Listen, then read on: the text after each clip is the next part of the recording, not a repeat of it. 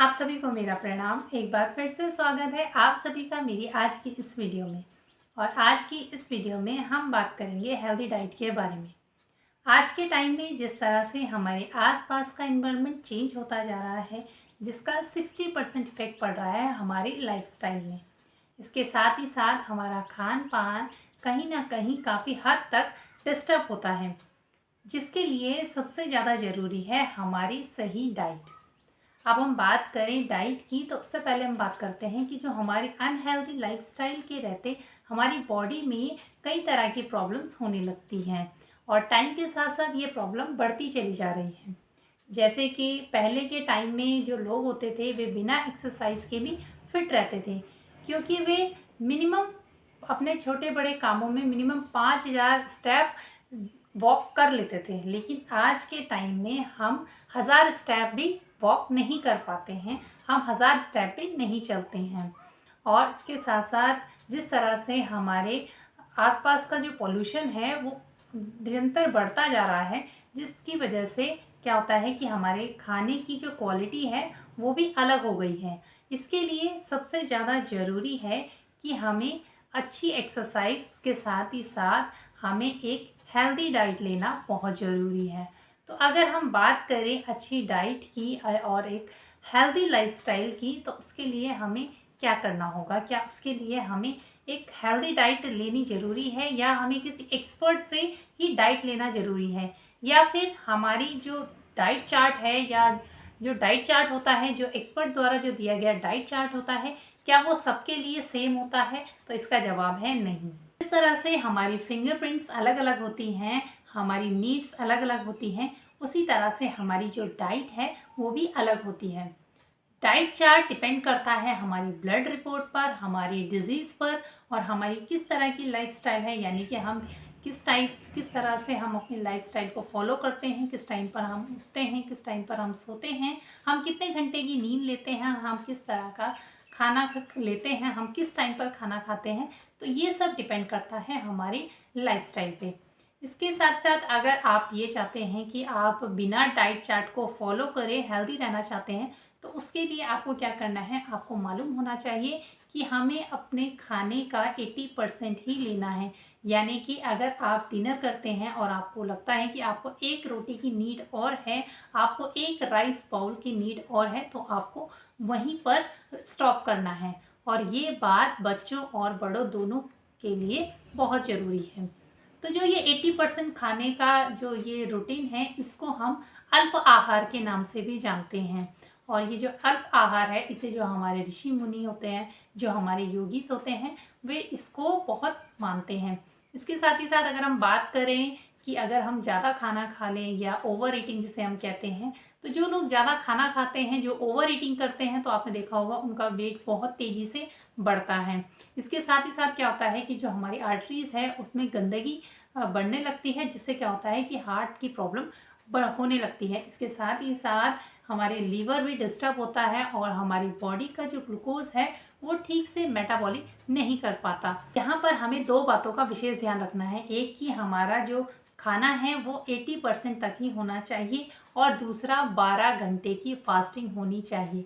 यानी कि हमारे डिनर से लेकर हमारे मॉर्निंग ब्रेकफास्ट तक 12 घंटे का गैप होना चाहिए। आज के टाइम में इंटरमीडिएट फास्टिंग का बहुत ट्रेंड चल रहा है, और ये जो फास्टिंग ट्रेंड है ये हर बार चेंज होते रहते हैं, हर बार कोई नया ट्रेंड आता रहता है। जैसे अभी पीछे कीटो डाइट का था, तो अभी इंटरमीडिएट फास्टिंग है। तो इंटरमीडिएट जो फास्टिंग का जो ये ट्रेंड है, इसमें क्या होता है कि 16 घंटे 18 घंटे की फास्टिंग लोग कर रहे हैं। लेकिन ये सबकी बॉडी के लिए ठीक नहीं है, ये हर एक बॉडी को सूट नहीं करता। ये पर्टिकुलर बॉडी के लिए ही ठीक है, क्योंकि इसमें क्या होता है कि जिस तरह से हमारी बॉडी अलग अलग होती है, तो हमारी डाइजेशन, हम सब चीज़ डिपेंड करता है कि हम कितनी देर हम फास्टिंग कर सकते हैं। और अगर हम ज़्यादा देर फास्टिंग करते हैं तो कई बार क्या होता है कि इसका हमारी बॉडी पर बुरा असर भी पड़ता है। जो इंटरमीडिएट फास्टिंग होती है, इसका हमारी बॉडी पर बुरा असर भी पड़ता है। इसमें क्या होता है कि कई बार हमें स्ट्रेस होने लगता है, हमें कई तरह की एसिडिटी होने लगती है, जिससे क्या होता है कि खट्टी डकारें आने लगती हैं। तो आपको कोशिश करनी है कि इंटरमीडिएट फास्टिंग अगर आपको सूट करता है तो ही आप कीजिएगा, क्योंकि इसके बहुत सारे हमें प्रॉब्लम फेस करने को मिल सकती है। इसके साथ ही साथ अगर हम बात करें कि हमें कितने घंटे की फास्टिंग करनी है, तो उसके लिए सबसे सही है कि हमें सिर्फ और सिर्फ 12 घंटे की फास्टिंग करें। हम बहुत से लोग कोशिश करते हैं कि किसी डाइट स्पेशलिस्ट से हम डाइट चार्ट लें और फिर हम उसको फॉलो करें। तो ऐसा ज़रूरी नहीं है कि जो डाइट स्पेशलिस्ट आपको जो डाइट चार्ट दे वो आपकी बॉडी को सूट करे। तो हमें क्या करना चाहिए कि आफ्टर 22 हमें क्या करना चाहिए, अपनी बॉडी भी खुद से हल्के छोटे मोटे एक्सपेरिमेंट करते रहना चाहिए।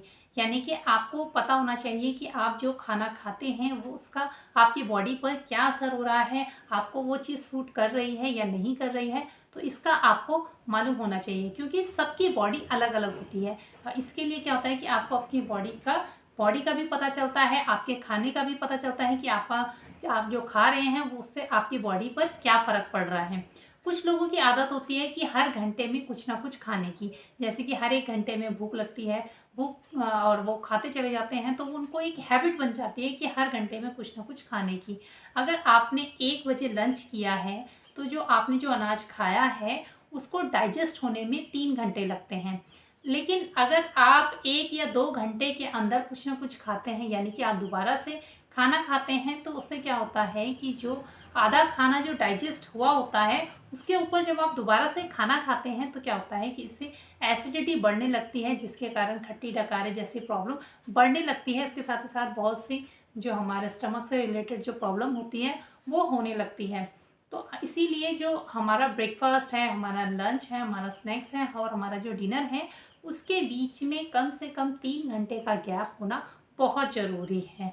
और आपको ये मालूम होना चाहिए कि जब आप इस गैप में खाना खाते हैं तो इसमें क्या होता है कि हमें गैस जैसे कि जो प्रॉब्लम होती है, गैस से रिलेटेड प्रॉब्लम होती है, डाइजेशन से रिलेटेड प्रॉब्लम होती है, इन सब प्रॉब्लमों से आप छुटकारा पा सकते हैं। तो आपको सबसे जो इम्पॉर्टेंट चीज़ है वो ये है कि आपको ध्यान रखना है कि जो भी आप ब्रेकफास्ट करते हैं, आप जब लंच करते हैं, आप जो स्नैक्स लेते हैं, आप रात का डिनर लेते हैं, उसमें आपका 3 घंटे का गैप होना चाहिए। लेकिन आपको ध्यान रखना है कि रात को अगर 9 बजे आपका डिनर ख़त्म होता है तो नेक्स्ट मॉर्निंग 9 बजे आपको ब्रेकफास्ट करना है।